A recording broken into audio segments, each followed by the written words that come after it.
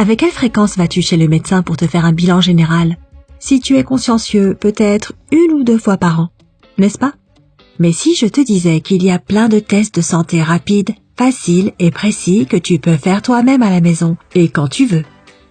Continue à regarder pour en savoir plus. Numéro 1. Vérifie l'état de ton cœur et tes poumons.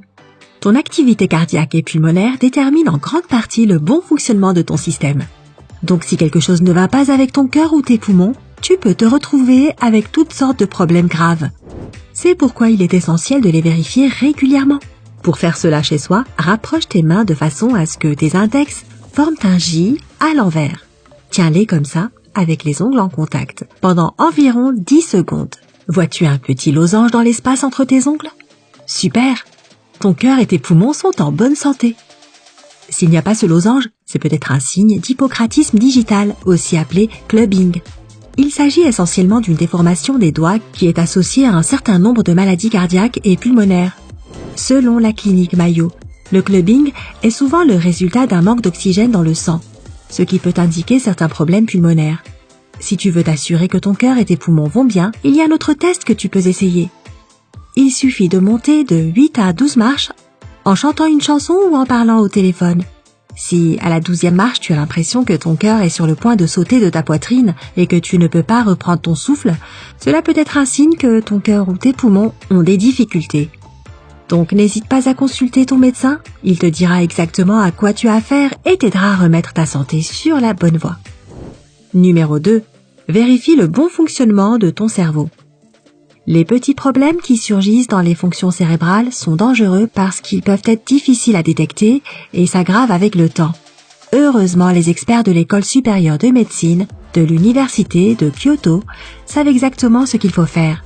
Selon une de leurs études, la capacité à garder l'équilibre sur une jambe peut facilement t'aider à vérifier si le cerveau est en bonne santé.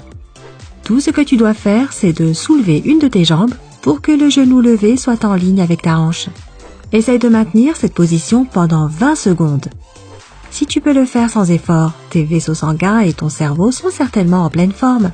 Cependant, si tu as des difficultés à tenir ta jambe en l'air dans cette position, cela peut indiquer un risque accru de maladie cérébrale et de déclin cognitif. Encore une fois, une visite chez le médecin s'impose. Numéro 3. Vérifiez si tu as de l'anémie. Tiens-toi devant un miroir et tire un peu ta paupière inférieure vers le bas. Sors aussi ta langue si tu veux. Le tissu exposé doit être rose vif. S'il s'agit d'un rose pâle ou même légèrement jaune, tu pourrais être anémique. L'anémie est un état dans lequel le sang ne contient pas suffisamment de globules rouges, alias hémoglobine. Ce qui est dangereux avec l'anémie, c'est qu'elle empêche tous les autres tissus de ton corps de recevoir suffisamment d'oxygène, ce qui, en retour, nuit à leur bon fonctionnement. D'autres indicateurs majeurs de l'anémie sont la fatigue constante ou rapide, la perte d'énergie, l'essoufflement pendant l'exercice ou même en montant les escaliers, la peau pâle et l'insomnie. Si tu ressens un de ces symptômes, il est certainement temps de consulter un médecin. Numéro 4. Vérifie ton taux d'hormones. La meilleure façon de contrôler ton taux d'hormones est de faire attention à ta perte de cheveux quotidienne. Les médecins disent qu'il est tout à fait normal de perdre entre 50 et 100 cheveux par jour. Si tu penses que tu en perds plus que ça, fais cette petite expérience. Tout d'abord, assure-toi que tes cheveux sont propres et secs. Maintenant, prends une petite mèche de cheveux et tire légèrement dessus. Si tu te retrouves avec 2 ou 3 cheveux entre les doigts, tu n'as pas de quoi t'inquiéter. Tes hormones vont très bien. S'il y en a plus, cela pourrait signifier qu'il est temps de consulter un spécialiste des cheveux et du cuir chevelu. Cette perte de cheveux peut provenir de divers facteurs, dont le stress, des mauvais soins capillaires et de graves problèmes de santé.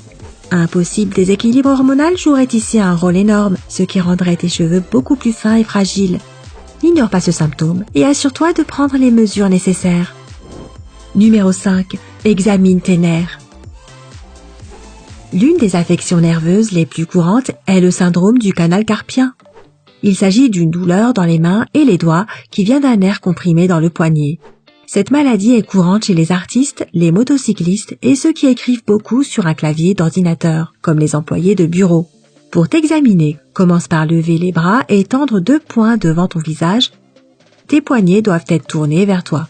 Essaye maintenant d'atteindre le bas de ta paume avec le bout des doigts et maintiens cette position pendant environ 1 minute.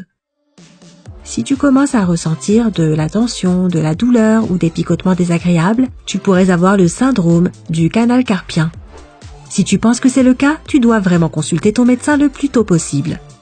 Le syndrome du canal carpien ne fait qu'empirer avec le temps, donc un diagnostic approprié pendant les premiers stades peut vraiment faire une différence. Numéro 6. Vérifie ton taux de glycémie. L'hyperglycémie n'est jamais un bon signe, mais la chose la plus dangereuse qu'elle peut entraîner, c'est une neuropathie diabétique. Cette maladie survient lorsque l'hyperglycémie commence à endommager les nerfs du corps et cible normalement les jambes et les pieds. Pour vérifier ta glycémie, tu auras besoin d'un crayon et l'aide d'une autre personne. Demande à un ami de toucher tes pieds et tes orteils avec la pointe et la gomme du crayon. Concentre-toi vraiment sur ce que tu ressens et réponds à une question simple.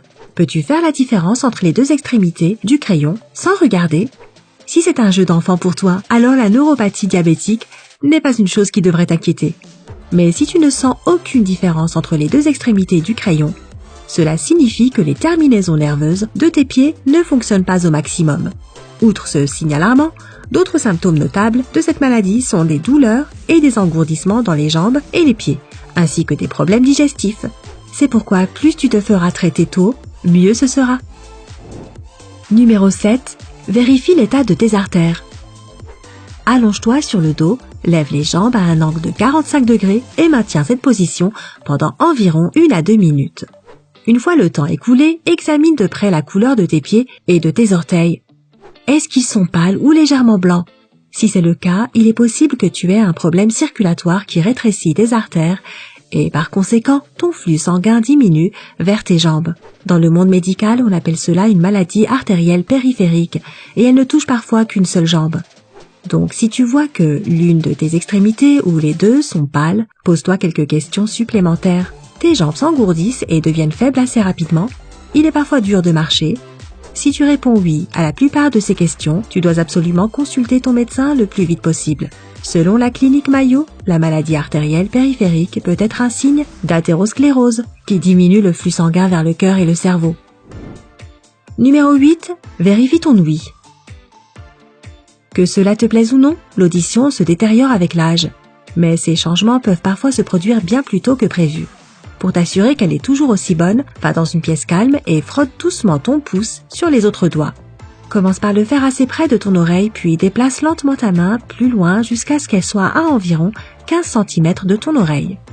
Si tu peux entendre le frottement à cette distance, ton audition est toujours impeccable. N'oublie pas de vérifier l'autre oreille aussi. Bien sûr, si tu vois que plus tu éloignes ta main et moins tu peux l'entendre, tu devras aller consulter ton médecin pour savoir si tu commences à avoir une perte d'audition. Connais-tu d'autres tests de santé faciles et rapides qui fonctionnent vraiment? Fais-le savoir à tout le monde dans les commentaires ci-dessous. N'oublie pas de donner à cette vidéo un j'aime, de la partager avec tes amis et de cliquer sur s'abonner pour rester du côté sympa de la vie.